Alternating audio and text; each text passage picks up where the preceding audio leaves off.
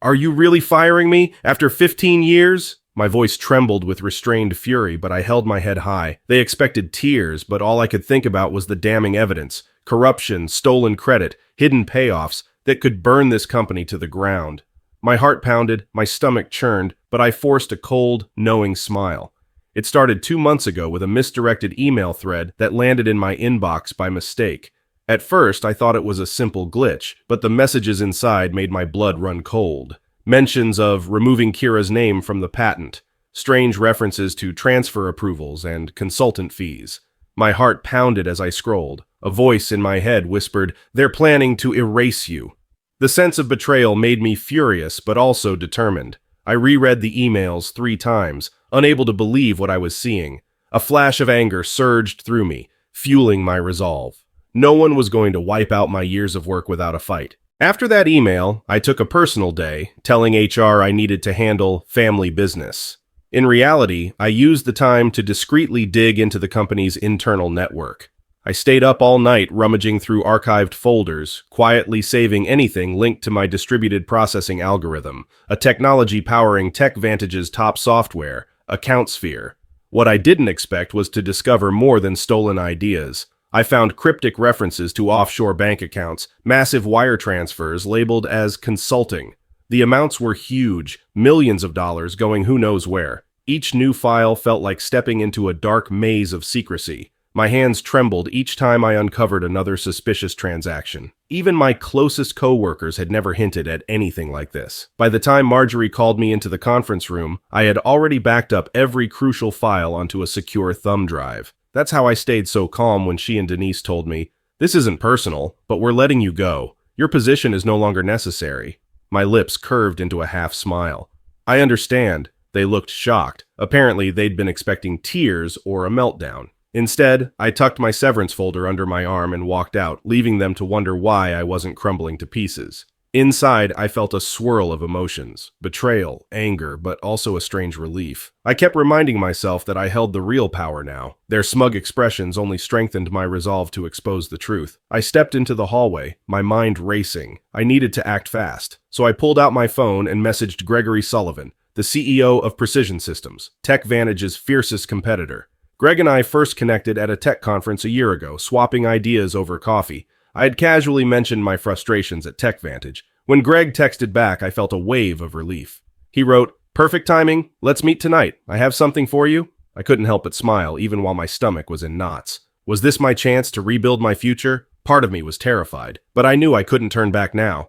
That evening, we met at a quiet, upscale restaurant well away from TechVantage's campus. We spoke in hushed tones, hidden in a booth far from curious eyes. Greg listened intently as I shared the details: how TechVantage planned to remove my name from the patent, how they'd quietly forced me out. Then I told him about the weird bank documents. He raised an eyebrow. "If that's true, they're dealing with more than just your algorithm. That's borderline illegal." I nodded, heart pounding. "I have files, screenshots, and time-stamped logs. It's not borderline, it's definitely illegal." He paused, then slid a folder toward me. My hands shook as I opened it, scanning the terms of a job offer. The promise of recognition and respect felt like a lifeline after weeks of uncertainty.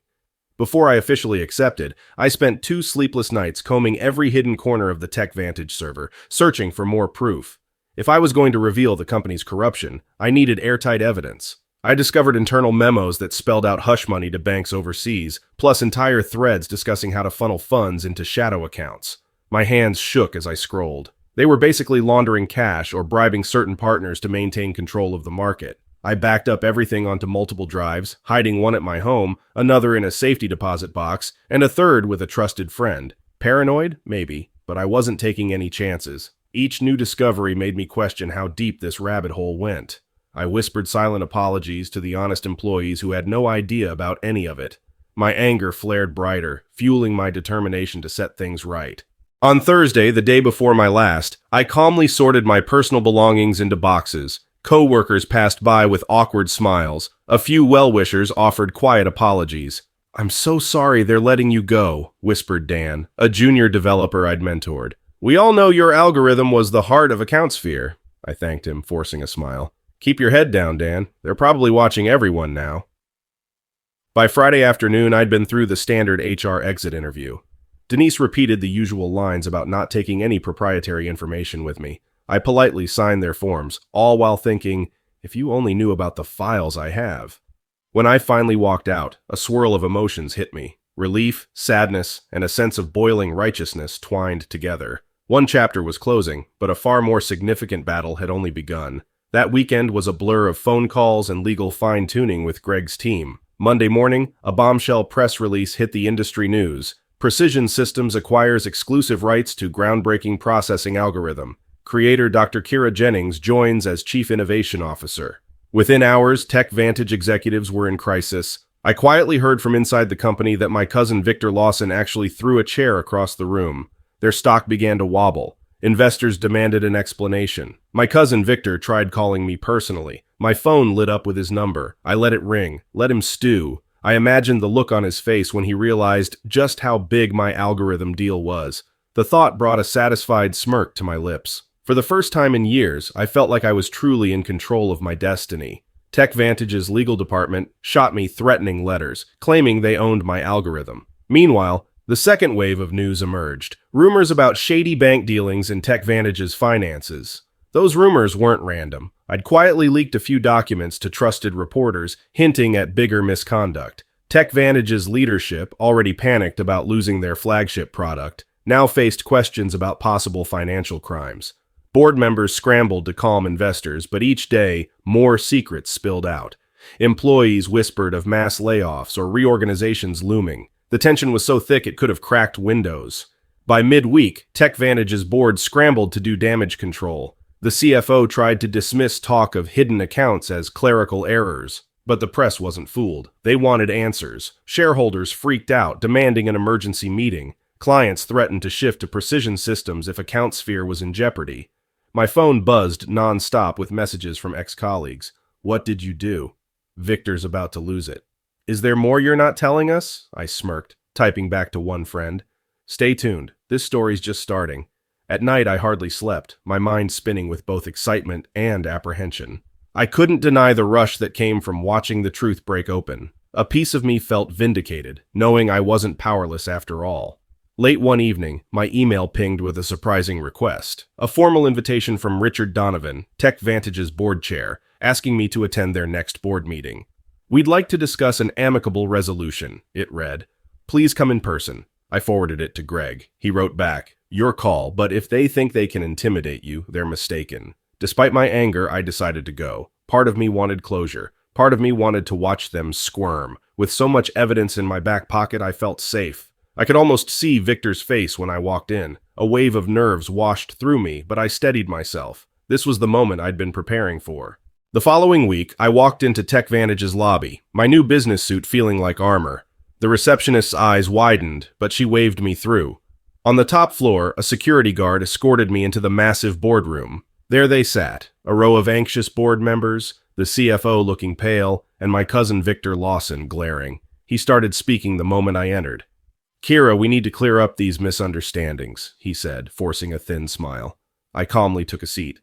By misunderstandings, you mean the stolen algorithm or the suspicious bank transfers? Their silence was deafening. Each face turned grim.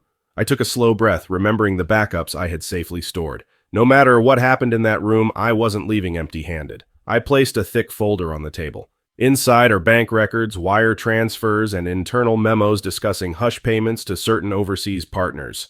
I also have copies of the patent strategy you tried to file without my name. Gasps echoed around the table. A few board members flipped through the pages, eyes widening at the sums and references. Richard Donovan's voice wavered. Is this real? Victor, my cousin, jumped in, blazing anger. Where did you even get this? You hacked our systems? I shrugged. It was all in unsecured archives. Anyone with basic search skills could find it if they looked. The question is, why did you bury it? A hush fell so thick you could hear the soft hum of the AC. My heart pounded, but I felt a thrill of triumph. For once, they had no slick excuses or smug grins. The CFO tried to stammer an explanation, something about reallocating funds. Another director demanded to know if consultant fees were bribes. A swirl of accusations flew around the table, voices rising. I leaned back, calm, letting them tear each other apart. Finally, Richard raised his hand, calling for order. We can't handle this internally anymore, he said, sounding exhausted.